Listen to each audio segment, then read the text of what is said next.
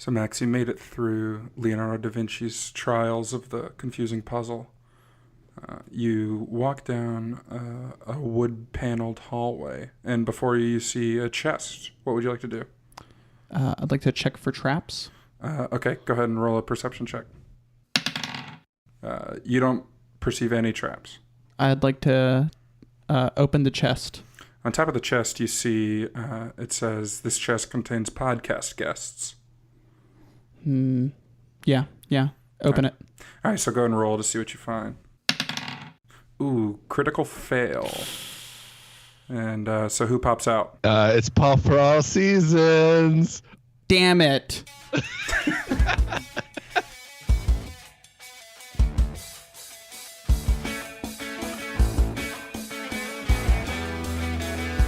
Hello and welcome to The Critical Breakdown, the podcast where we start at the bottom of Rotten Tomatoes and work our way to 100% fresh. I'm Scott. And I'm Max, and today we are talking about Jupiter Ascending, rated 26% on Rotten Tomatoes. And we're joined by a very special guest, as you all heard. Paul, welcome. What's up? Thanks for having me on the Thanks podcast. for stopping by. You're so formal. That's what we like about having you. Yeah. You guys all probably remember Paul from our Dungeons and Dragons episode. If you haven't, One of my favorites. One of our I'm sure it personal is. favorites. Yeah. I still think about snails every day. Every day. Yeah. Pour one out for snails. Yeah. Thanks again for stopping by, though. No problem. How you been? Pretty good. You look just good. hanging out. You been watching anything good? I think I have been. Oh, I watched a couple episodes of Westworld, and yeah, that's it. I think that's it. I haven't been. There hasn't been much in theaters or. Walking Dead. I watched the Walking Dead premiere. Give That us was your awesome. spoiler-free rundown review. of the Well, premiere. I think that would spoil everything, but Yeah, it certainly would. were you Rick? cool with it? Yeah, I liked it. I liked it a lot. But you're- I'm on board. You're an avid comic book reader of Walking Dead. Yeah, though. I'm a big fan of the comics, and I'm not going to spoil anything, but basically there was a cliffhanger about who Negan's going to kill, and I picked two people I thought would be dead because those people are already dead in the comics, and I was right. So Two for two? I called it. Nice. I feel like everyone's dead in the comics anyway, so Yeah, there's pretty much only like 3 of the original people alive. yeah. So you like the way that the premiere was handled? Yeah, I liked it a whole lot, man. Cool. A whole lot. It's got a lot of blowback from the fans. Yeah, well, those aren't real fans. Those are like show fans. No offense. Wow. Yeah, But those are TV show fans, not comic fans. I gotcha. You guys heard it here first. You're not real fans. You're No, I'm not just real kidding. fans. For the You're a bunch record, of fake geeks. All right, forget for it. the record, Paul's opinions are not the opinions of the Critical Breakdown.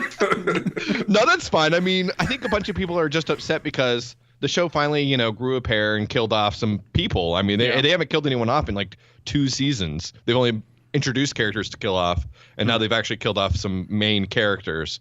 And so I liked it a lot. It's funny because with Game of Thrones, they ended with what looked like it wasn't a cliffhanger of what happened with that one character. I don't know. Is it spoiler? Should I spoil it? It's long enough. From another past season, From this last season up into the new season. up into the most recent season. Yeah, so- yeah, I think we've already I think spoiled it everyone on the knows. pod. Jon so- Snow. The Jon Snow. What? stuff. Wait, what? Yeah. They ended with that. Everyone was like, is he or isn't he? Yeah. And I feel like they handled that okay. It was kind of But I know there was a lot of blowback with this on Yeah. Walking Dead. So Did anyone actually believe Jon Snow was really dead though? I met like 3 people who actually did. I And said it just to be like different. I was like, oh yeah, Contrarian. he's so dead. Yeah. But I know he wasn't dead. I know people who read the book who still think Jon Snow is actually dead in the series. Yeah, everyone who told me that, they were pretty much book readers. So, Yeah. and I mean, I read the books and I'm like, yeah, that dude's coming back. Yeah, the reason I knew he was coming back is because I read the books. There were more clues there. Yeah. But I think the Walking Dead stuff got the blowback because of how much of a cliffhanger it was. Like, when you see Jon Snow die, the is he dead or isn't he dead is sort of, you're doing that in your mind. But when they end the season with, didn't the screen just go red and they did it like from first person? I didn't watch it, so I'm asking our Walking Dead correspondent. Oh, I'm sorry. I thought you guys were still talking about Game of Thrones. No. At the end of the last season of Walking Dead, wasn't it? The first it person like in the screen. in GoldenEye. Yeah. Whenever you get killed in GoldenEye, the scream, the blood comes down. Yeah. Yeah, I mean, there was a hint to who he hit right then. Well, forget it. I don't want to talk about it. The show is really good right now. Basically, the show last season, their goal was to get back on track with the comics. Okay. And they've been doing a very good job of getting back on track with the comics. And I am a big fan. The show started out with, oh man, anyone can die. It's it's just, the show's crazy. And then they stopped doing that. Yeah. And I think people forget what made the show good in the first place is like, it's the zombie apocalypse and anyone can die at any moment. Like that's the whole thing, except Rick. Yeah, he's invincible. Well, I mean, it's kind of his story, right? Yeah, it's about Rick. Yeah. I think that's fair. I think if you have one character and they're kind of the driving force, everyone else can die, and it's that person's story. Yeah. So. Well, we'll keep an eye on The Walking Dead. Maybe after the season ends, we'll bring you back on for some more thoughts. Oh man, I'll talk about The Walking Dead until the dead block. Actually, I've only seen the first season of this show, but you one time on a car trip narrated like the first. Oh yeah, whenever I was first 8 getting volumes of the comics. Yeah. I told Max every time I read a trade, I was like, "This is what happened." Yeah, they killed those kids. So kids' heads. There's a certain portion of the show where I knew what was going up just from that, and then it kind of went off the rails for me. So yeah, I watched up until last season. I didn't watch any of last season, and now it's on Netflix, so I'll probably get caught up like in a binge. Yeah. Last season was awesome, man. Really? I go through lulls. Like I'll watch 2 seasons in 2 weeks, and then I won't watch another season until the next one comes out or something. Yeah. But Max, you been watching anything? Me and the wife started watching Poldark season 2. Oh. And I think that one's currently coming out on the air. So, but no, I think that one's airing right now, and we're just getting it through Amazon. We just bought the season pass. Oh, okay. And it's speaking of cliffhangers, there's this character who I describe as always seeming like he's about to kill himself, and it looks like he killed himself. So that's where we kind of left off. Wow. So waiting to find out. So that season came back very recently, like season 2 started recently? We just started watching season 1 like a month ago, but season 2 is airing right now. So we're kind of like a year behind, I guess. Very cool. So is season 2 as good as season 1? I know you were a big fan. It seems pretty good so far. I mean, it has Uncle Dad, so that's always good. Always good. So no, it seems pretty good. What about you? What have you been up to? So I didn't talk about it, but like a couple weeks ago, I saw The Birth of a Nation with former podcast guest Joe Leonard. And I don't want to get too deep into it because it's kind of a controversial movie and all the stuff with the director, but I thought it was really good. There's been a lot of questions about the historical accuracy. Well, not even questions, just it's not historically accurate. Yeah. I liked it probably as much as I liked The Patriot. It was good. Cool. It was the pacing was a little questionable at times, but it was really visually stirring. Yeah. And very powerful stuff. And the soundtrack was really good. I like a good soundtrack. And then the NBA season kicked off a couple days before recording here. And you know how I am with the NBA. Yeah. I'm surprised you're here. Yeah, me too. But no, it's just an exciting season. Any NBA thoughts for us? Michael Jordan. Yeah. Michael Jordan. You heard it here first, folks. Still running the Hornets. And the Hornets are 1-0 as of recording.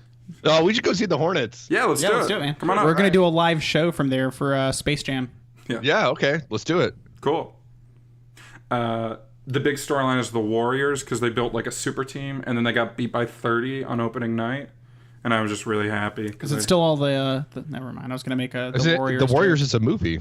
The Warriors is a good movie, too. That's what I was going to go with. I'm glad Paul did it instead. Yeah. Good job, guys. All right. Really good stuff. Should we do this? I know a lot. Yeah. Should we ascend into Jupiter? Let's do it. Well done. Well done. Max, what's the plot synopsis for Jupiter Ascending? A young woman discovers her destiny as an heiress of an intergalactic nobility and must fight to protect the inhabitants of Earth from an ancient and destructive industry. Classic story. Yeah. It's like the Matrix?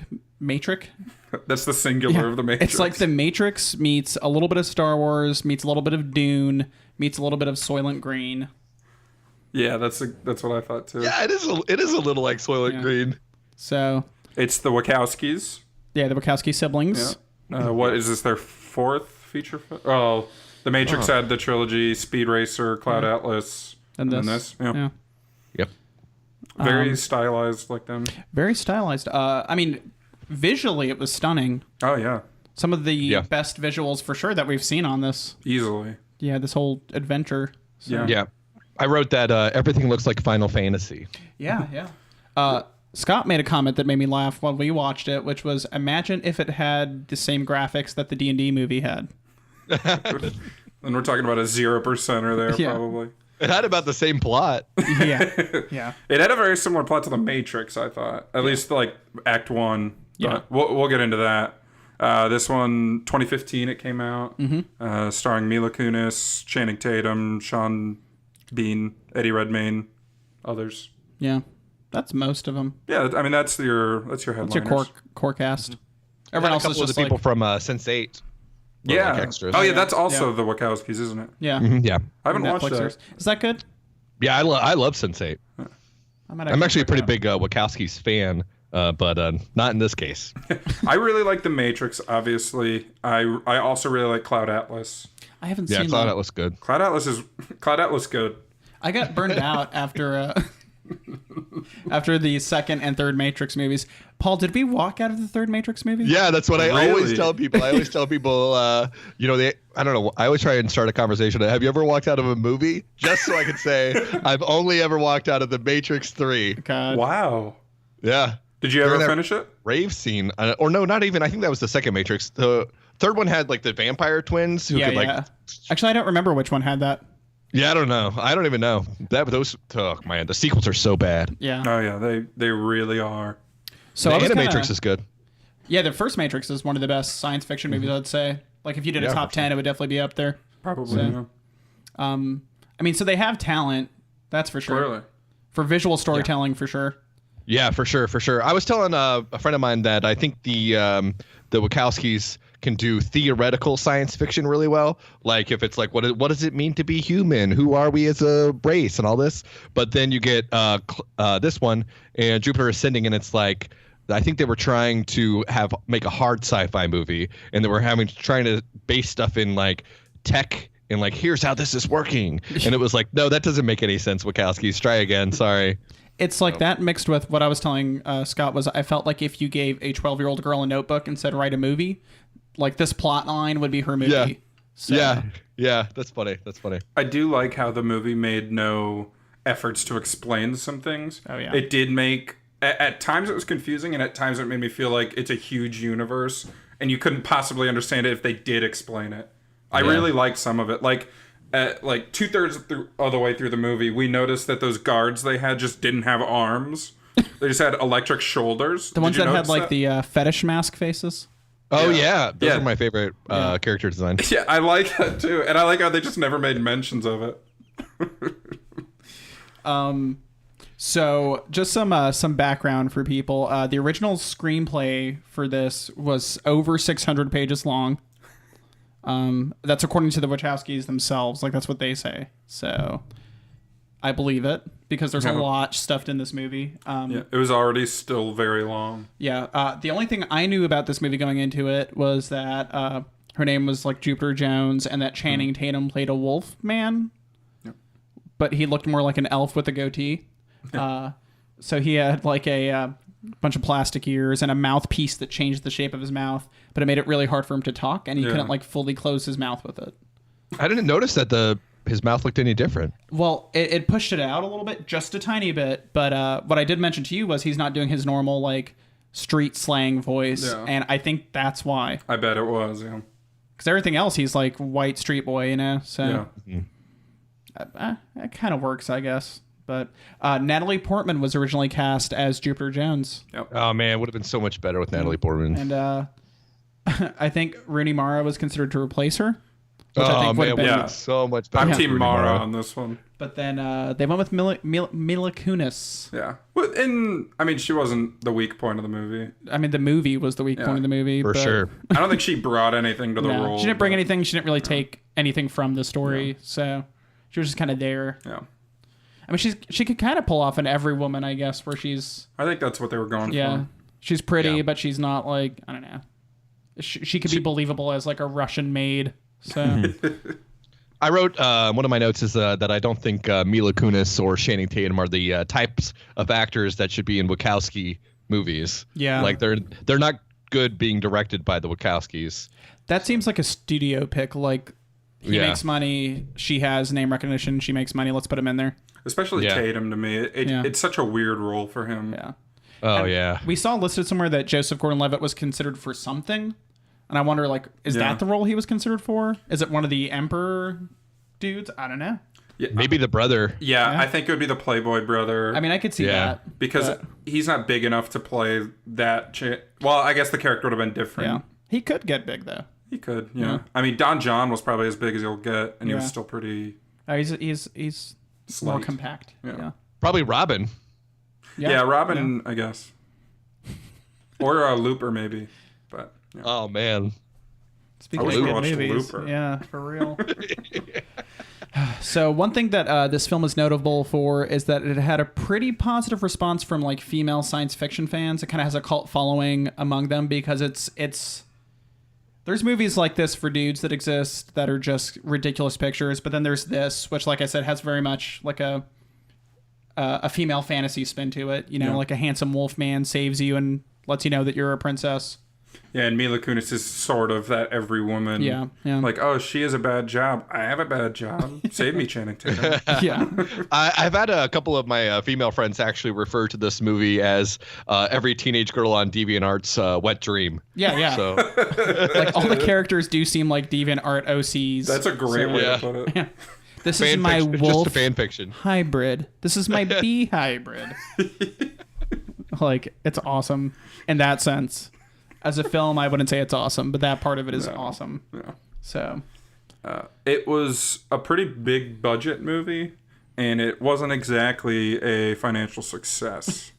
It opened at $18.4 million in February of 2016, and that was a 4-day weekend, I believe, as well. It was President's Day weekend, and that was number 3 behind the opening of the SpongeBob sequel. SpongeBob. It was like Sponge Out of Water, I believe. And then week 7 of American Sniper.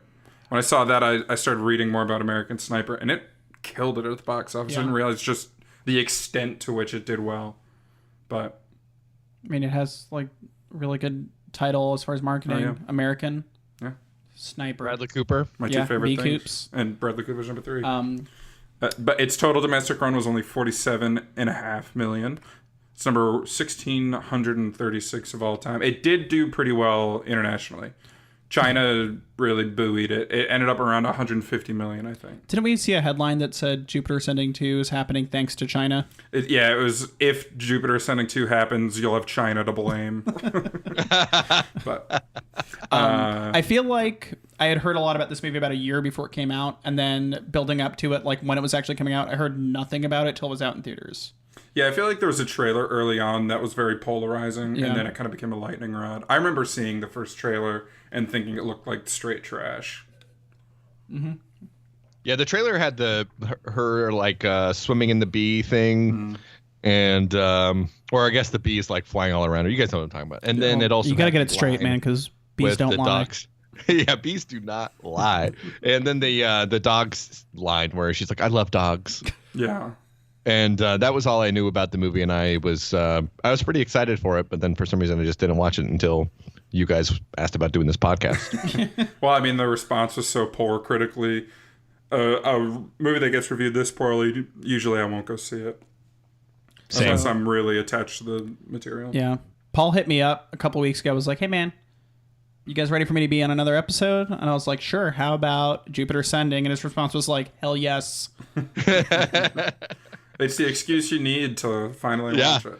So the films we didn't watch that I kind of feel like we should have: Breakfast of Champions, Along Came Polly. Oh man. Green Lantern. Oh man. The Legend of Zorro, which is the sequel, not the Antonio Banderas. Yeah, the sequel, Antonio Banderas one. The Stepford Wives. Matthew Broderick, right? Matthew Broderick, Nicole Kidman. Looked kind of awkward. Very. So I'm saving my Nicole Kidman pick for later in. And then the ultimate Scoots bait film. Yeah. Eagle Eye. Starring Shia LaBeouf. I once proclaimed in 10th grade that this was one of the 2 best movies of all time. Old Shia. Old Shia, yep. Shia and I mean, Michelle, what's her name? Moynihan. Yeah, Michelle Moynihan. And It has Everything Scott Loves, which is Shia LaBeouf, and a mystery that you can't really solve. Some technology. Big action set pieces, but not an action story, just big action set pieces. That's exactly what I needed. Have you seen it? Oh yeah, it's great. I've never seen it. He pushed pretty hard for it. I truly enjoy Eagle Eye. But then he was worried, that he would be like, there's nothing wrong with this film, and I would be like, it's garbage. I was really worried that I'd watch it again and be like, there's so much wrong with this film. I get Eagle Eye and that movie where they like curve the bullets. I get those Wanted? two movies. Wanted, Yeah, I get those movies confused in my head. I was I getting don't think they're that Wanted similar, and Jumper confused for a long time. Yeah. That I mean, I've never seen either, so. Yeah. Don't watch Jumper. Check out Eagle Eye.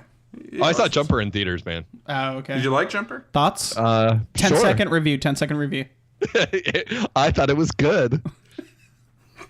All right. I was a really big fan of Rachel Bilson at the time. That's how they get you, Paul. Yeah. Well, isn't it coming back as an Amazon series or a YouTube series? Yeah, I think they're reviving it, but we don't know if Rachel Bilson will be in it. Yeah, that's a shame that they're If she doing is, Paul will run a podcast about it. that. The Jumper Minute. Yeah. Some good movies on this line, though.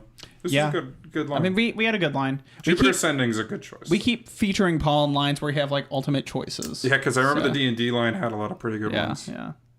Well, that's Catwoman, I think, was that on the D&D Yeah. line? That was a close call. I think me and Max saw Catwoman in theaters. Yeah, we did. And that was actually one of my most positive movie experiences of all time, even though it's one of the worst movies I've ever seen. Do tell. We were just laughing from the minute it started till the minute it ended. And there was a lot of people in the, like, it was a very mixed audience of different groups, and everybody was laughing. You know, like married couples, other teenagers. Yeah. All walks, and we're all just dying laughing the entire time because it was that bad. So Let me ask you this. You mentioned walking out of Matrix Revolutions. Would you guys say that's your worst theater experience? That and Legally Blonde 2. What's the story there? Just also very bad? Also very bad. Well, I actually saw the third Matrix movie, and the Legally Blonde 2. I saw them the same weekend, and I saw Legally Blonde first, and then the Matrix, and I was like, I can't I just can't do this. I'm just done with movies this weekend. Yeah. I think the worst theater experience I had was maybe Dinner for Schmucks. I remember thinking that was okay. I rented it and liked it all right. Yeah. That seems like a better rental, but in theater, I just sat there the whole time like, when am I supposed to laugh? And I like everyone involved. Was it like a full theater? Yeah. The worst is when a lot of people are laughing and you just don't get it. Yeah, and they were laughing at things that I'm like, that's not funny. Yeah. So. Yeah. That happens a lot whenever you go to see like dark comedies and stuff like that. Yeah. In a theater. Yeah. Yeah, when I saw The Lobster, I was the only one laughing at a lot of parts, and it made me sort of uncomfortable, but the movie's really good. So. The Lobster only has like 2 out of 5 stars on Amazon. Really? Yeah. And I'm like, I haven't seen it, but I know it's better than that. I know it's better than 2 out of 5 stars. Check it out. It's very good. I really enjoyed it. No, I'm sure I'll like it. There's one scene in that movie that makes me laugh every time. After you see it, we'll have a little chat. We'll chit-chat. All right, well, let's get into this plot. Yeah. So, this is a hard plot to tackle because it's all over the place, and there's about 400 things happening at once, and they're all boring. And a lot of them just aren't explained at all. So we open in a flashback sequence as Jupiter narrates. Yeah. And I guess we're in Russia. We are in Russia. We're in Russia, and her dad, she's like, she's like, I'm an alien, illegal, I guess, something like that. Something stupid. Long story short, her dad is Russian, her mom's Russian. Yeah. He's really into telescopes and astronomy. Was he Russian? I actually don't know. British or something. Yeah, Eastern European. Eastern European. He was something. Yeah. Yeah, he was. But they meet, they fall in love. Yeah. They have a kid. And the way they met was weird too. He was just like at a riverbank looking for a telescope. He was freezing, yeah. And she was like, "What are you doing?" And he's like, "There's so many stars." She's like, "Let's get you out of Was those he wet supposed clothes." to be an alien? No. They made you feel like it was going to be humans. that. Yeah. There are no aliens. But then there was the weird like birth sequence in a shipping container. But the thugs, though, we really felt like so they're just like chilling in their apartment. Then thugs burst in and kill. Mama's pregnant. Yeah, they killed the dad. Mom's pregnant, and we thought that plot line was going to come back, and that was our first mistake. But it did come back. The telescope, guys. I guess that's the best. Sort of. Yeah. So they steal the telescope. Making notes, I wrote, not the telescope. Bam, bam. Yeah. So the thieves like broke into their house, stole their money, and then took his like brass telescope, and he was like holding onto their legs, trying to get them not to leave. So besides the telescope, we think like maybe there might be something important here, and I mean honestly, it's not. No. Long story short, like you said, they have a birth scene. Yeah, in a shipping container on the way to America. I guess they didn't really explain why, other than maybe mom was like, oh, we just have to get out of Russia. Yeah. Or like, oh, let's go to America where beginnings are so bright. I'm making all streets are lined with cheese. Exactly. Why wouldn't you want to move there? Yeah. But, so there was a weird birth scene, and then flash to present day. Yeah. Mila Kunis, a.k.a. Jupiter Jones. And her whole Russian family / friends. I guess they were all just like squatting in one house. But they were a cleaning crew. Yeah. Pretty boring. Yeah, I was like, who are all these people? Why are there so many characters in this movie? Yeah. Her life sucks. She cleans toilets. Yeah. She helps hot model ladies get dressed. Yeah, that was weird too. Yeah. That was her best friend. Yeah. It was like, why? Yeah, she was like, they were like changing together. Well, she was trying to pick out a dress, and Jupiter was just there. Yeah. And that's where we get, not her first run in with aliens, though. Yeah. In a very strange scene. Why were they after the friend? She had used a fake name at the egg donation clinic. Is that right? Sidebar, her and her cousin were going to sell all of her eggs. Yeah. Yeah, I only put that plot together like way later. Yeah. Like whenever the family was mad at the cousin, I was like, oh. Yeah. Well, they didn't put together this whole name thing either, because I think it was Channing Tatum's character, Kane Wise, who went to the egg clinic, was searching through all his files, had that weird sniffing thing where he sniffed who signed it, and could see that it was this very important person, and the name on there was her friend's name. She had used a fake name. So the aliens were after her friend because they were just looking for the person with that name. Yeah. So now there's the scene where she's changing. Jupiter's there for no reason. The very stereotypical gray, like egg-headed aliens, like pin down their friend, and actually she's like floating through the air. Yeah. And then they see Jupiter, and they do something to her, but you don't really know what. It was super weird, I thought. Yeah. So she goes to give her eggs like the next day. Yeah. With like no memory of this happening. Yeah. And the Greys are actually the doctors, and they flip her over, and I guess they're going to kill her? Yeah, they first confirmed that it's the one or whatever. Yeah. But then... and we still don't know what she is, why she's important. Yeah. But your boy, Kane Wise, jumps in and saves the day. Yeah. How did he save the day, Paul? He ran around the room in circles and killed all the aliens who was flying around and stuff. Did he run? Well, no, he rollerbladed. rocket shooed around. Yeah. He air rollerbladed. Yeah. He skated through the air, or is skated past it? Sure. Yeah. He skated through the air.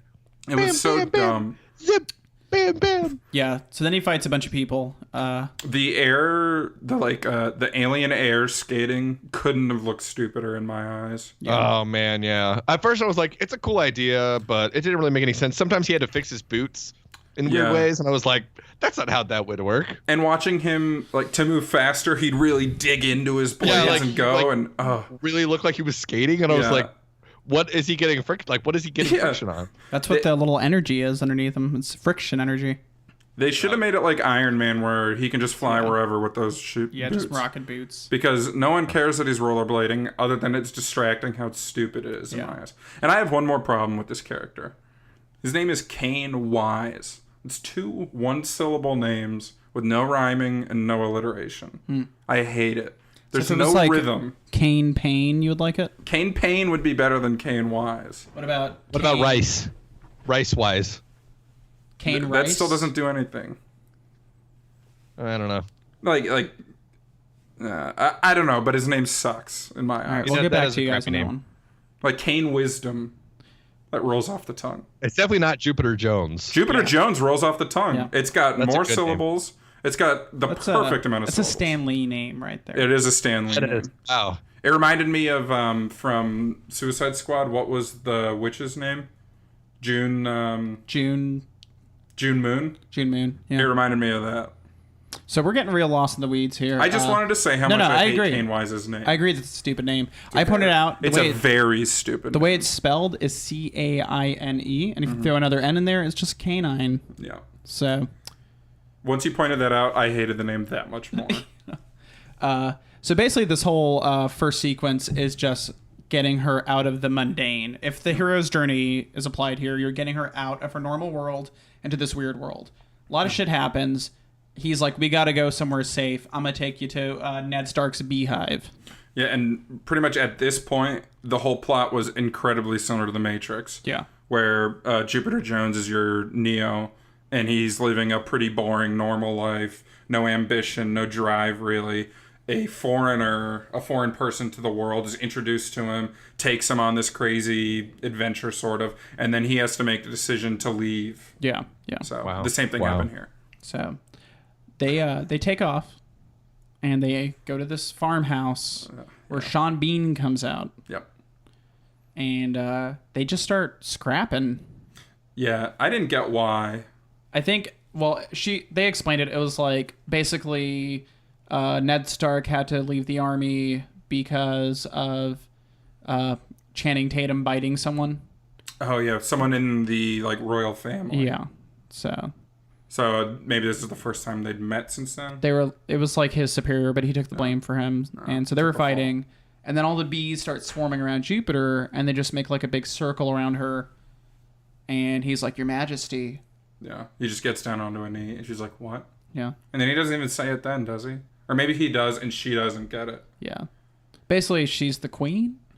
Yeah, so essentially her genetic pattern is the same as the former queen of this massive alien. She's a reincarnation of the mother of the three siblings that are all fighting over Earth.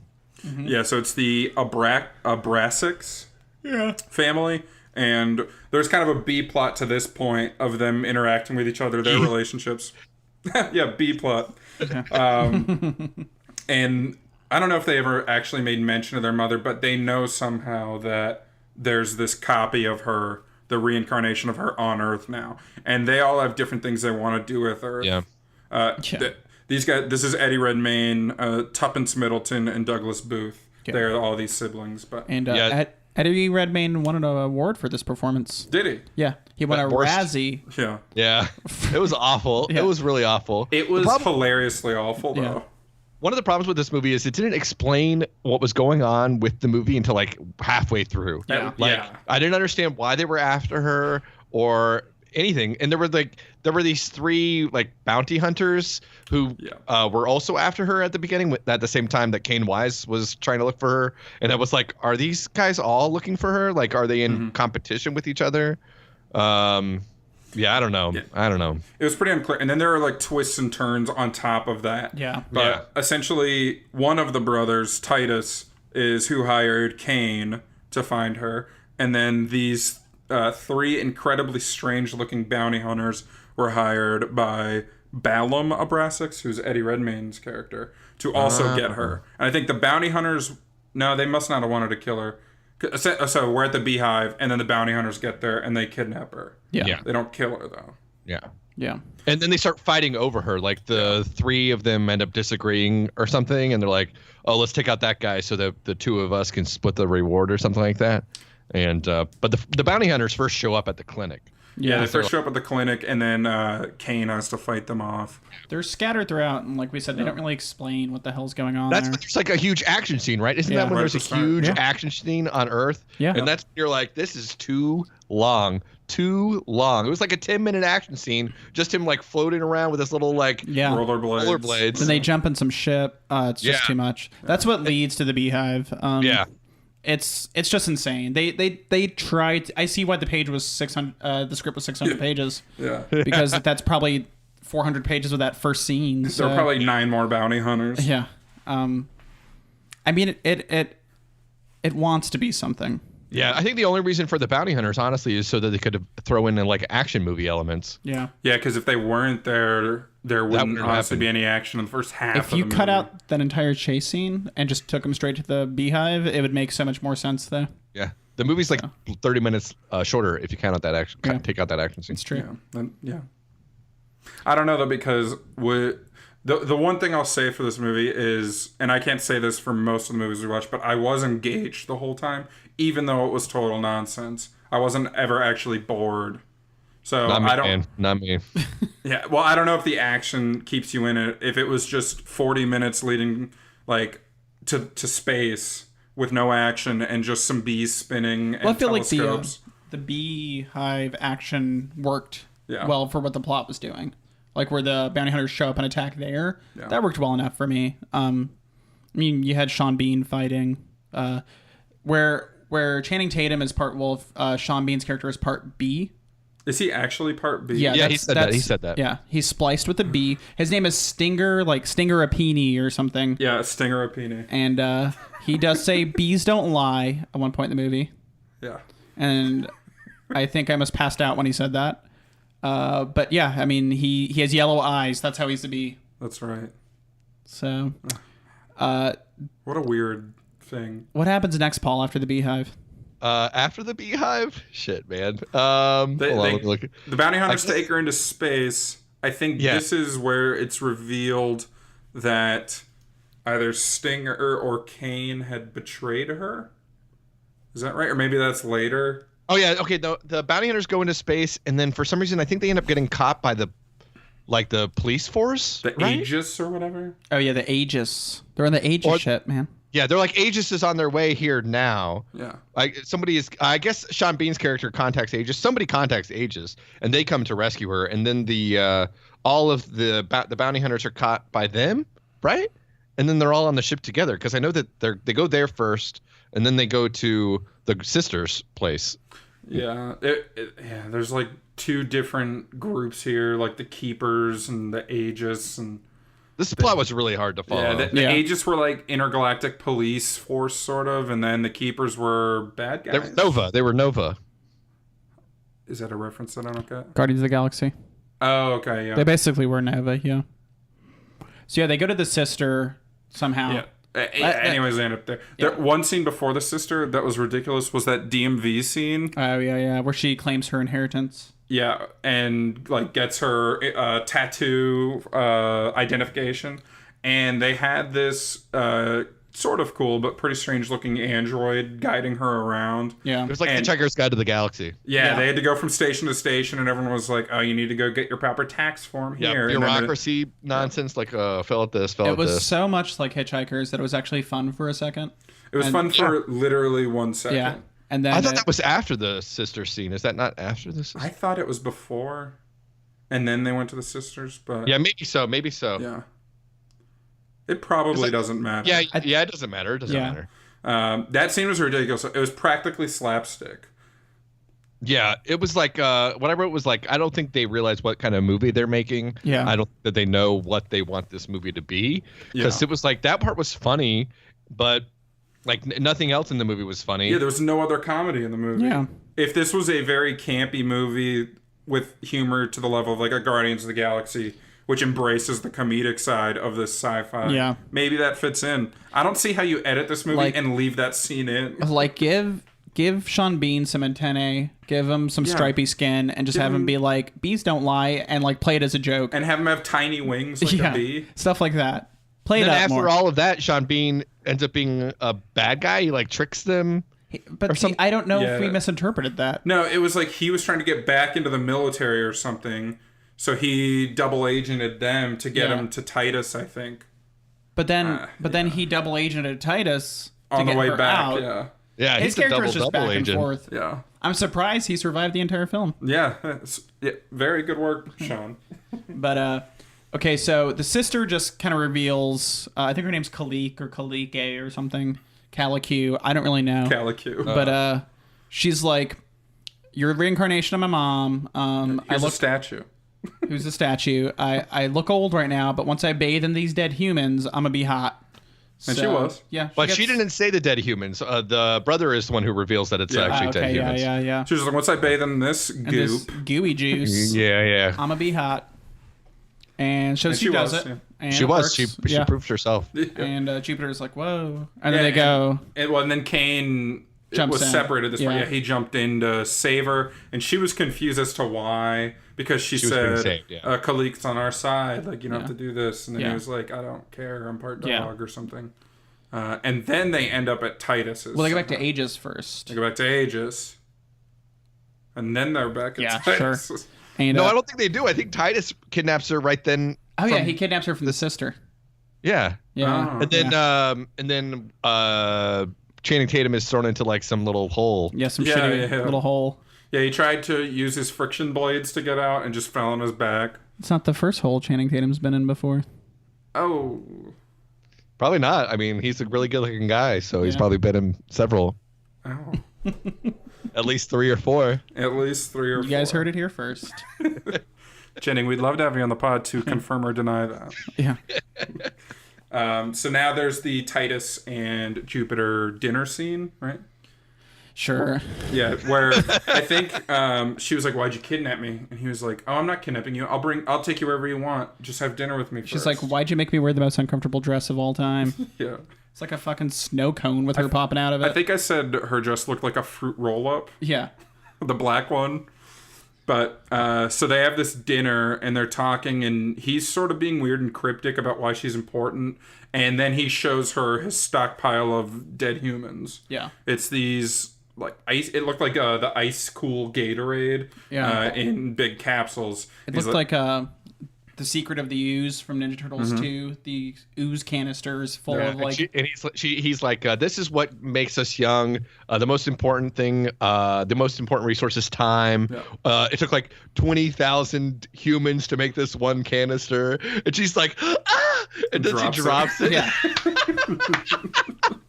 That was my favorite part. Her being, like offended that there's 20,000 dead humans in this canister, and then she just drops it and it breaks. Do you think she went vegan after this, Jupiter Jones?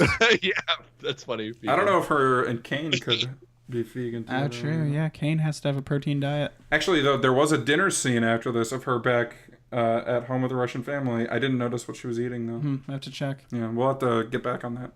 Yeah. But he explains why Earth is so important. It's because it's like the best like node for humans. So it's important because Organic, and I think they grass-fed humans. yeah, free-range humans. But I think this is how the egg donation thing gets back in, because they said those gray aliens are the egg doctors because that's how they get the humans to grind or whatever. Jesus. That's kind of how I From the interpret it. eggs. Yeah, so those gray aliens were always egg fertilization doctors, like scooping people's eggs out like she was gonna do to get money for her cousin so she could buy a telescope and he could buy a Roomba, and they just happened upon her as well. I think that's how I took it. I could be incredibly wrong. You could be. I don't think so, man. There's no way to know. The thing is, you could be, and it would not affect this movie in any single way. Yeah. But Yeah, I wish they had further explained how they actually got the blue juice from the humans. they sort of showed it, didn't they? Sort of in a How do you get your montage? blue juice, Paul? Well, Not on the air, Paul.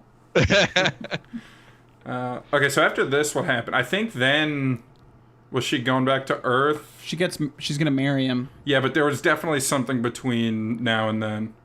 yeah, he sends her back for a second. Yeah, because Cain breaks out of his, or is released from his hole, and then they somehow captured Stinger. Remember? No, I don't remember any of this. They captured Stinger because I remember a scene where Cain was like, "Stinger, you cool, brah?"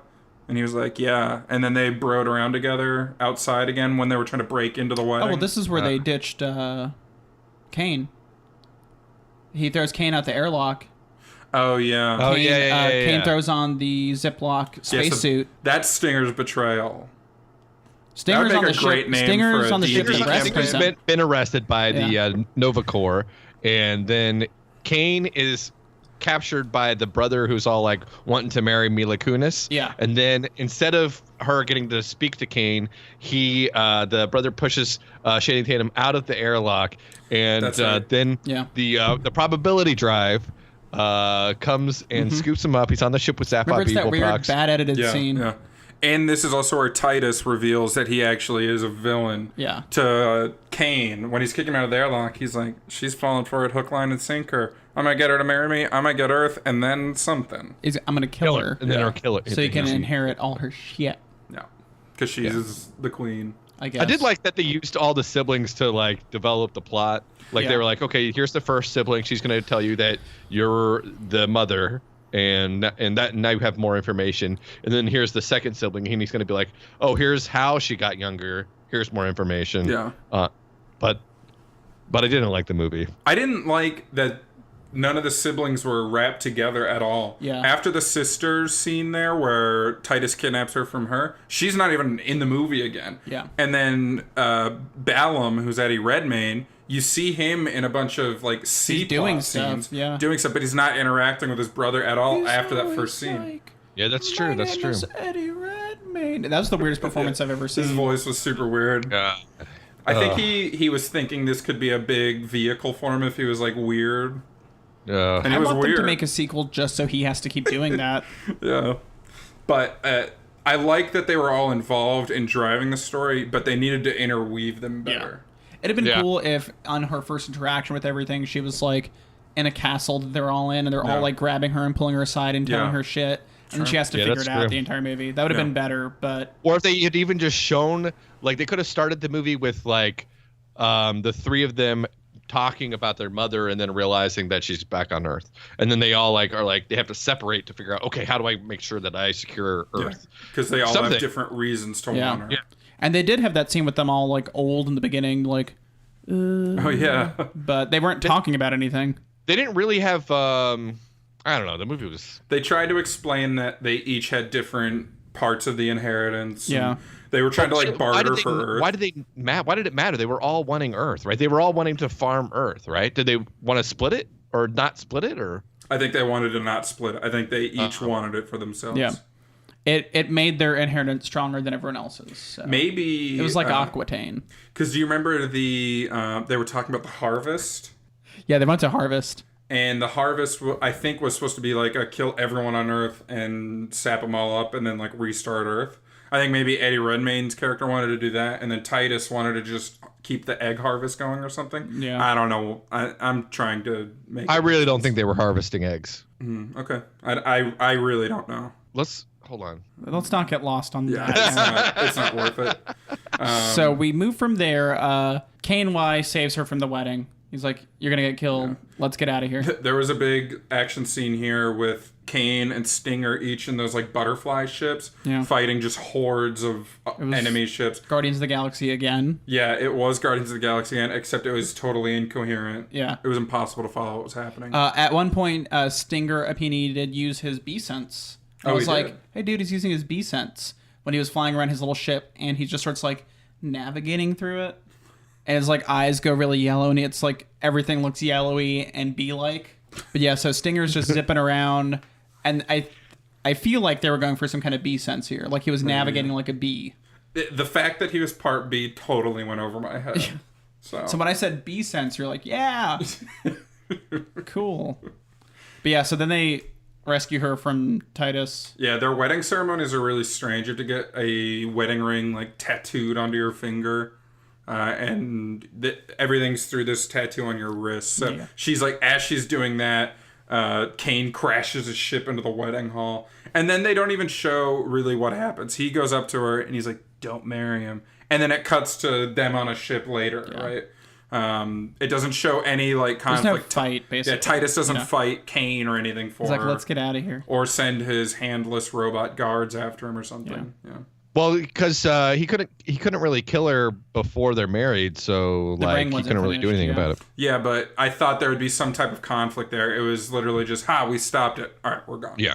So he had to obey the law in front of everyone because there was all the people like the dukes and all that shit there. So no, they were all fake. Everybody they were all androids. was fake. That's hilarious. it left that plot line with a very poor ending in my eyes. It Not just- that any it of them just have left good it there. endings, but It left that plot line with a poor ending. Yes. Yeah. Next, how did she end up back with Eddie Redmayne now? She hasn't Because interacted Eddie with Redmayne got at all. her whole family, kidnapped her whole Yeah. family. Oh, that's right. And he's Oh, like- yeah, so they go back to Yeah. Earth, and then they see Yeah, that everything's Eddie kidnapped. Redmayne's assistant, like, gopher creep. Yeah, that little rat man. Yeah. Yeah, and they're like, oh, we have your family. You'll want to come with us or something. Or like, oh, you don't have to. I mean, your family's going to die. Yeah. But so then they end up going back to Eddie Redmayne's ship on Jupiter. In Jupiter, they're going through the red spot. For some reason, Jupiter has to be on Eddie Redmayne's ship when they go in. Yeah, that was And then the weird, too. cloud closes on the Aegis ship. Yeah, so it was just her there for a Yeah. while. Yeah, he had some kind of device that like opened up the Jupiter clouds Yeah. to let him through. I remember Yeah, that but he was like in a bathtub. It was confusing and, that she was on the ship ahead of everyone else in her group. Yeah. It was like Yeah. she was a hostage. Just So they kinda- screwed him over, basically. And they had to abort and get out of the Jupiter clouds. Yeah. And then she's with Eddie Redmayne's character, and he's like, I'm going to harvest all of Earth. I don't know about that impression. Yeah, I got to work on I it. think it's good. I can't, I mean, it's like, That was actually a lot closer, man. Only Eddie Oh, Redmayne can do it. yeah, I can't do Oh, it. it's so gross. Yeah, he's doing So this gross. weird loud whisper talk, but then he'd boil over with some screams every some now screams. and then. Yeah. If you look up Eddie Redmayne screaming Jupiter Ascending, you'll laugh. Look it Yeah. up on YouTube. There's a really good 1.5 minute YouTube video. We'll It's put all it in of the his show scenes, notes. basically. He's so gross. Yeah. So he sort of explains what he wants to do, which I honestly don't really remember. Harvest. Yeah. And he needs her to like sign away the rights to Earth, I guess. Yeah. And you can see below the floor is her mother about to get harvested. Here's the weird part. The motivation. man. The motivation here is, I'm going to harvest your family, or I'm going to harvest all of Earth. You can figure it out. Like, sign whichever. He's like, if you let me harvest Earth, I'll drop you and your family back off. And I'm like, what is she? Is she just going to be on an empty fucking planet? Like, that's her motivation? That's an easy choice. I wrote a note here. This is actually the last note that I wrote about this movie because I just couldn't stand it anymore. But what I wrote was that Eddie Redmayne asks her to sign something for her to take Earth, and then she says, "I will do anything you want as long as you get my family out of here safely." And then he says, "You're in no position to negotiate," Oh, yeah. and then like starts torturing the family. And then she's like, "No, I'll do anything." And then he's like, "Okay, sign this thing." And I'm like, she already said she was going to sign it, dude. Like, what's Yeah. the problem? He needed to hear it twice, though. Yeah, like, why did you have to do that? He Eddie drives Redmayne's a man hard of bargain. conviction. Yeah. Yeah. She didn't even need to see the family. She was like ready to sign it. Like, as soon like, as. cool. Oh, well. But he had already set up this torture thing, and he wasn't going to not use it. Yeah. Yeah. Yeah. It's like me as a DM. Yeah. It's like, oh, you solved this? Well, That's, we're still going to do that. Yeah. the party's like, yeah, okay, sure. And then you're like, oh, A dragon attacks.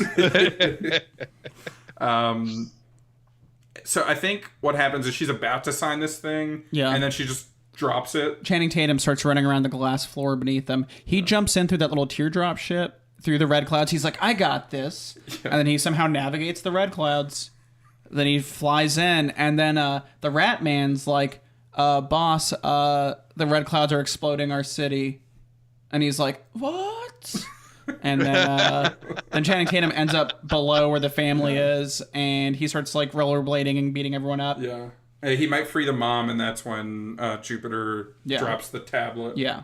And their idea of stopping the problem was to turn the invisible floors back to visible. Mm-hmm. So that was the first thing they did. And then all those Dragonborn guys started attacking everyone. Yeah, those big And, lizards. gargoyles.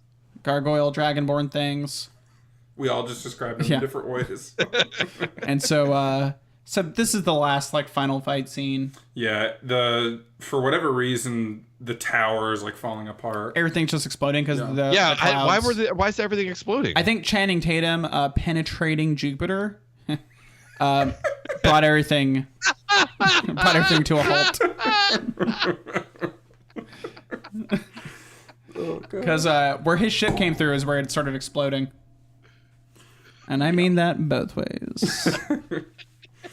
Yeah, so then there's a pretty run-of-the-mill action sequence here of Channing Tatum and Mila Kunis getting out, and Eddie Redmayne trying to stop them and not being able to. Yeah, the weirdest fight. I think she kicked Eddie Redmayne in the nuts like 4 times. Yeah. I wanted to at that point, too. So, yeah. I think it's just left with the buildings falling apart, her and Kane rollerblade away, and he just kind of falls with the building. And then their big struggle from there was how do they get out because of the Jupiter clouds. And then they just do, I think. Yeah, they just got out somehow. They don't do anything special. The Aegis ship, the Aegis ship is there, and they're like, we have to get there in the last second. Yeah. And they wear the Ziploc costumes. Yeah. And get out. Yeah, so they just kind of sneak out of the same opening. Yeah. And then the Aegis ship is like gone, and they're like, we're not sure. We think we might have left them, and then they're like, no, we're on the ship. Yeah. No, he was like, oh, do you guys want to let us in? Yeah. It's so stupid. And then we have our epilogue. She's back home, and she's cleaning toilets. Being a maid she's again. being a really good maid at this point. She's like, Mom, I made coffee. Yeah. Let's go clean some shit toilets. And her mom was like, oh, we have 3 houses to do. She's like, already done. Yeah. And then she like eats her dinner, and They all laugh. Yeah, they're all laughing. They're a happy. They get her the family now. telescope. Yeah. Oh yeah, they got her the telescope. She's like, you shouldn't have. And they're like, we love you. And she's like, no, really, I can afford 1 billion telescopes. Now I'm the Hubble now. Like, it doesn't matter. I'm going to kill you all later so that I can live forever. Yeah. Especially starting you, with you, cousin Eddie. We didn't really. We kind of did, I guess. I don't we care. explained it enough. So then she goes to the roof with Kane, and he has his wings back. We didn't explain that. We didn't explain the wings. He had wings. He and then lost they got Oh, wings. yeah. He had wings. He bit someone. He lost his wings. Yeah. They showed his Sean wing Bean. holes. Yeah. Yeah. So Kane has his wings back, and at this point, we knew they were going to jump off that roof. Yeah. And Max said she's going to have the friction rollerblade things. And I said, I'll hate this movie that much more if she does. But you also said you would hate the movie more if he had both the boots and the wings. So you were going to hate it no matter what, but you knew then you would be angry. At least he didn't have the boots anymore, at least. Yeah. But I she thought the did. most clever thing in the movie was that he had wings and she had the boots. You That's thought like what? the one thing the movie got right. Yeah. No, Yeah. it did. It did for sure. Yeah. It's not good because they're roller skating sky boots, but Because they never are good. yeah. God, And what a then ridiculous film. Yeah. It was so bad. I wrote one of my notes. I wrote, "Oh my God, how has this only been on for 50 minutes?" Yeah, we did pause it like 3 times, and we were like, "This is long." It wasn't as torturous as a lot of stuff we watched, but I was engaged the whole time for whatever reason, because at every turn there was something even weirder happening. Yeah. And if you wanted to understand it, you had to pay really close attention, because they're not even explaining what's the problem happening. is that there's no payoff. Yeah, there's no payoff Yeah. to any of it. You can delve deep into it, but then you're just like, "What?" So I wrote the second half is a lot better, and then shortly after I wrote, "No, it isn't." you just said that because it showed a lady's butt at one point. The second half it had something to do with the gargoyle things, and I was like, "Yeah, gargoyle things," and then like even the gargoyle things didn't pay off. There was like 5 of them or something, and at every turn Eddie Redmayne was like, "You have to finish this," and then they wouldn't even do anything. I'm like 95% sure one of them was named Mr. Skeleton, and I was in on that. I was like, that's my next D&D character, a gargoyle named Mr. Skeleton. He's an enforcer.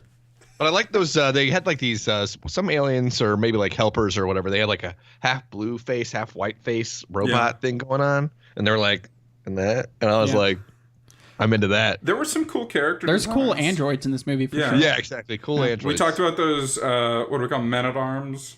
Yeah. The things with no arms. Yeah.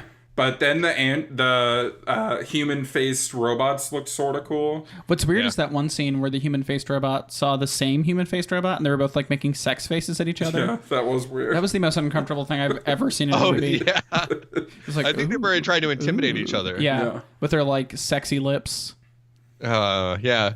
And let's see. I wrote I'd play a Jupiter Ascending video game. Sure. Yeah, you basically did.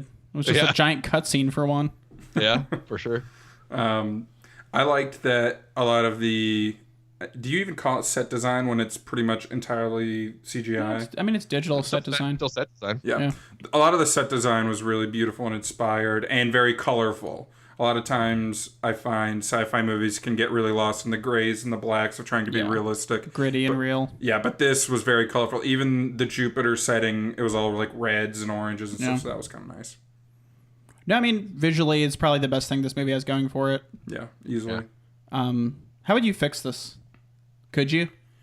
Maybe make this whole story 2 movies or something. I don't know. I mean, that implies that So just like we need streamline more, it more. but yeah, you need to streamline it and do a better job of explaining it. They sort of tried to explain the background of the 3 Abraxas siblings at the very start, but they didn't really do a good job of it. It was like they were trying to avoid exposition while providing the necessary exposition. And that's always tricky as like a writing challenge. I think you could maybe do like one Abraxas sibling for the entire movie. Like have Balaam, is that his name? Have him there the entire time as the bad guy, and have the other 2 as like a little bit part, but they're not really there. Focus down on one of them. I wrote that the movie would be better if it was a Flash Gordon movie. Just like as Flash Gordon, like or... the Wachowskis making a Flash Gordon movie in the same style that they made this movie, where like Eddie Redmayne could be Ming, and Channing Tatum would be Flash Gordon, and then Sean Bean would be like the nutty professor dude, and then the siblings could represent like the Birdmen and the forest people, and Mila Kunis could have been Flash Gordon technically then. Do a gender swap, yeah, for sure. And then I mean, why not? Yeah, and then have Channing Tatum could have been Ming's daughter. Yeah. I'm into it. It basically is what it is. So. I mean, that's basically what it is. And I was like, and then it could have gone full cheesy. It could have gone full cheesy. I think number one thing that could have fixed this is embrace the cheesiness. Have Sean Bean actually look like a bee. Have Channing Tatum a little bit more wolfish. Embrace all. Make more comedy throughout it. Make it humorous. Yeah, I look at a movie like Total Recall or The Fifth Element, and they really relish the weirdness of it. Oh, yeah.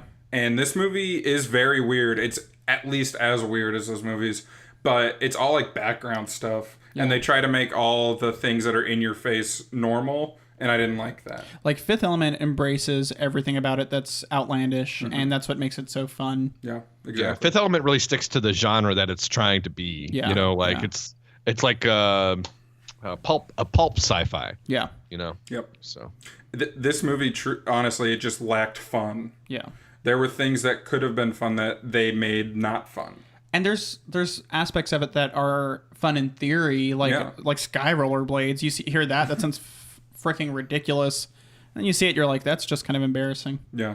They could have done something with those 3 hitmen, or 4, I think, at the beginning, where you can have actually funny dialogue between them as they're competing and explain that, like, oh, if we kill the blue spaghetti chick, like, we all get a bigger cut, or something like that. And then the other guy could be like, I really just want to rape Jupiter Jones because that's what he wanted to do. Maybe you write it better. I'm not a writer. Hey.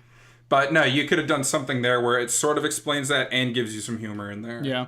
And then it leads you into that scene where they encounter Kane at the egg scooper. Or maybe like Channing Tatum and Eddie Redmayne are ex-lovers. Yeah.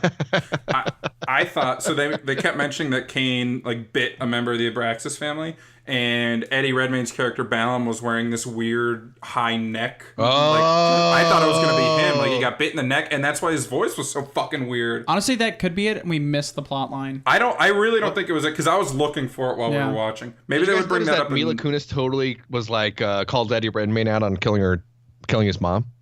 Can you say it again? I'm sorry. There was like this scene where Mila Kunis said to Eddie Redmayne, "So why did you kill her?" About how much he loves his mom, and I was like, "What? Like, did he killed his mom? Like, how does she know that? Do you guys remember this?" Oh yeah, she accused him, and he like had a freak out, right? Yeah, like she was like, "So why did you kill her?" Like as if she knew for sure that Eddie Redmayne's character killed the person she's a reincarnate of. Did he? And know? it's like, did they ever explain that? They never once explained it. Never once. And I was amazing. Like, what? Wait for Jupiter Ascending too, I guess. Jupiter Ascended. Yeah. Jupiter Descendant. I'd watch that. What's weird is, as bad as this movie was, I wouldn't mind seeing another. Just because I liked how creative it was. And I think if you learn some lessons from this, you can make a good version of this with a lot of the same pieces. If they could just hand it off to like a better director.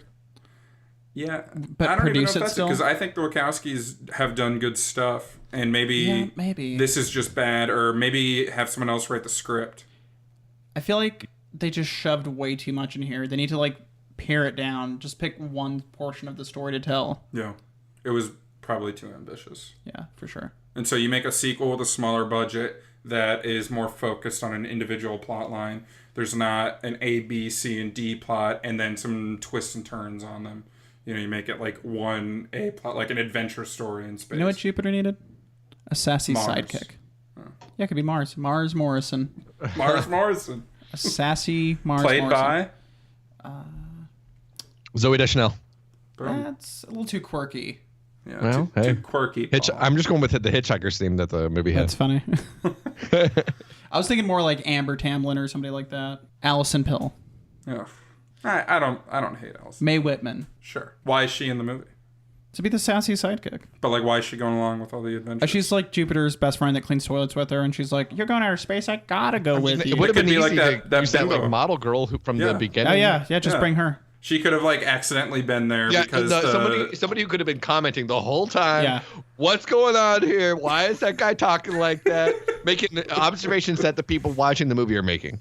that actually would have been great. Yeah, because Jupiter just accepts everything face value. Yeah. Yeah. Like you're the reincarnated I don't queen. think so. She's like, Yeah. okay. She needed like a little bit of convincing, and then she was all in. Yeah, her friend could have been like, "No way, Jupes. Don't Let's go marry over her. here." Do not marry him. Yeah. And they already kind of set that character up as a dumb blonde. It would have been honestly perfect. Oh, there we go. Paul just fixed the movie. That's how you fix the movie. Great Yeah. work, Paul. Yeah, that's why we have you back on the show. Yeah. I'm gonna write the Wachowskis an email. Do it. Yeah. Say big fan, say it's great. Fix this movie. All you have to do is I'll play her, guys. Now that Let I'd me watch. in your movie. Yeah. I'll just take a picture of me with a wig, send that shit in. They'll love it. They'll love Maybe it. not to them. Yeah. I honestly wish I hated this movie more than I do, but I don't. I'm surprised at how much you don't hate this movie. Yeah. I thought it was worse than Dungeons and Dragons. I did not think it was worse than Dungeons and Dragons. I think Dungeons and Dragons is funnier. Yeah, exactly. I mean, I enjoyed watching Dungeons and Dragons a lot more than I enjoyed watching this movie. If you had to watch one of them again, would you pick D&D? Yeah, definitely. I would not watch Jupiter sitting again, like for any reason. Knowing it's like 2.5 hours long, I don't know if I could sit through it again. I might pick D&D for that reason. I'd honestly take Jupiter Ascending. I like how creative it was. It was ambitious and missed, but there's a lot there. Yeah. I don't think it was that creative. I thought maybe the art direction was creative, but I didn't think the movie itself was creative. Oh, I didn't no, have any the story ideas. beats are not very creative. You're right about that, but the visuals are very inspired. It reminded me a lot of Dune, but bad. Yeah.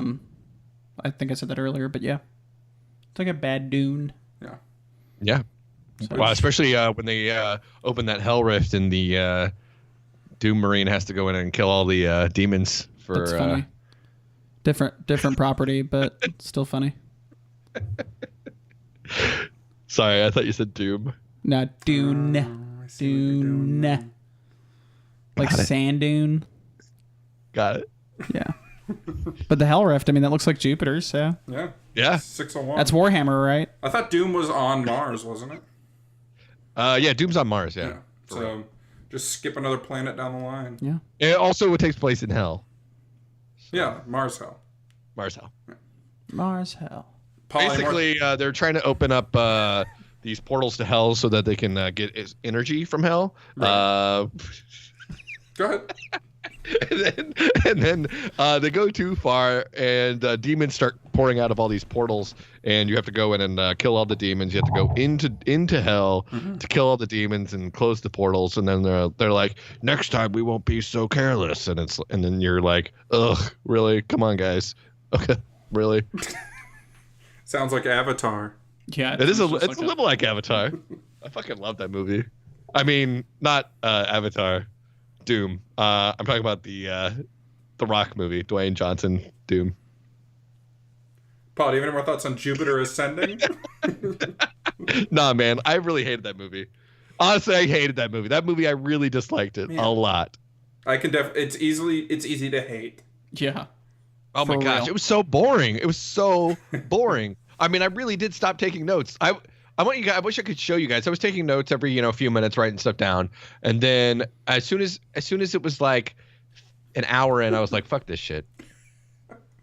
I'd be happy if you wrote "fuck this shit" in your notes. I wrote in quotations, "The more you care, the more the world finds ways to hurt you for it."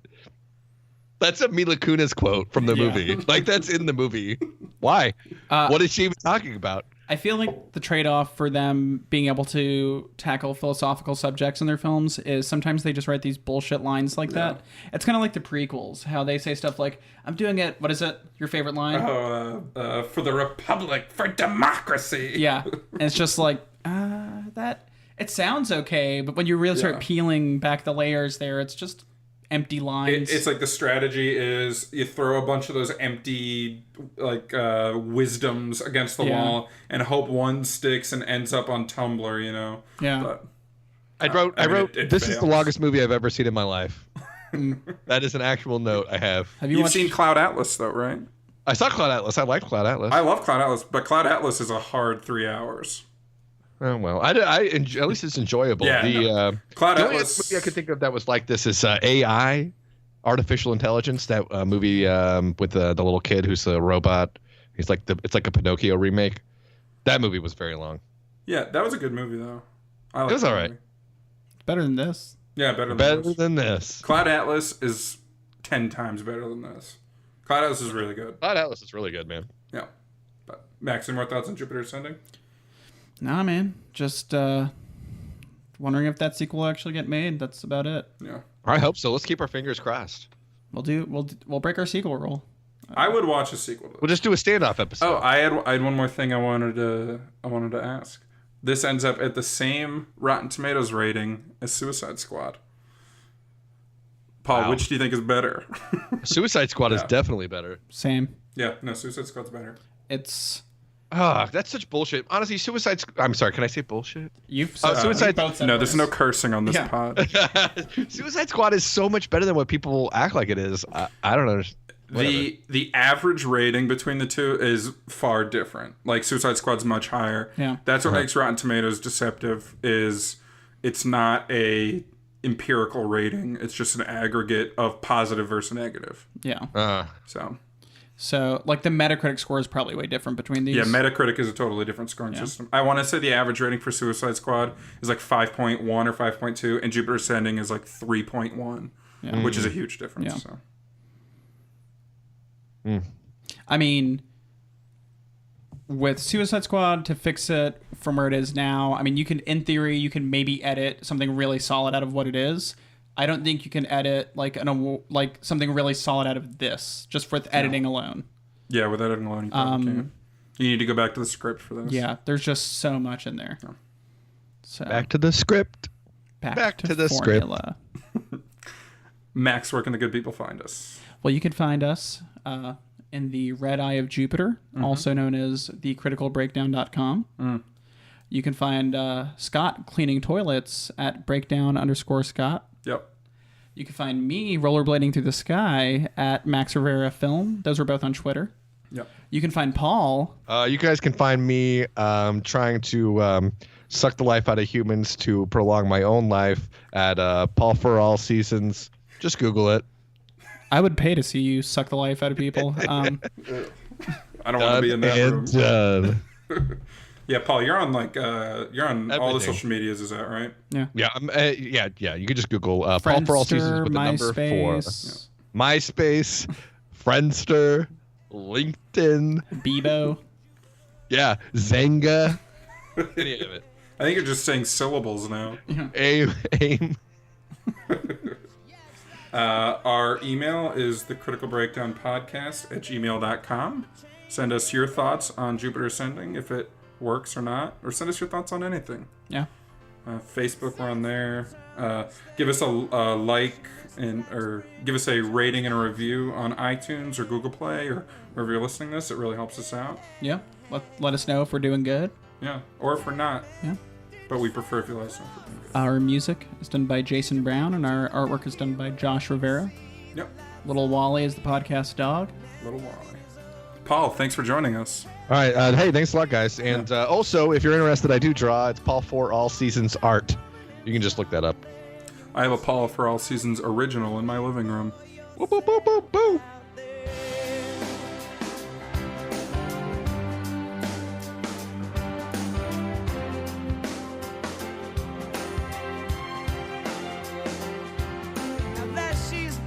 Next week on The Critical Breakdown. We're watching Charlie St. Cloud. And we're joined by special guest, Taylor Phillips. Rated 27% on Rotten Tomatoes. That's 9 times better than Battlefield Earth. We're getting ready for some more sexy Zac Efron. Product